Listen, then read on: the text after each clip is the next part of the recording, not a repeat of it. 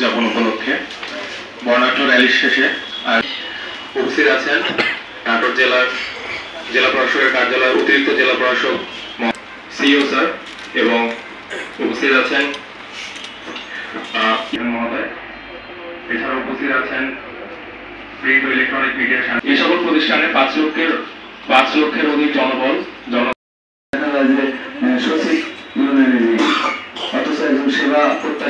এর মাধ্যমে সেবা সহজীকরণের মাধ্যমে জনগণের দোরগোড়ায় সেবা পৌঁছানো সহজতর হবে। গণপ্রজাতন্ত্রী বাংলাদেশ সরকারের ঘোষিত একটি খ শ্রেণীর দিবস।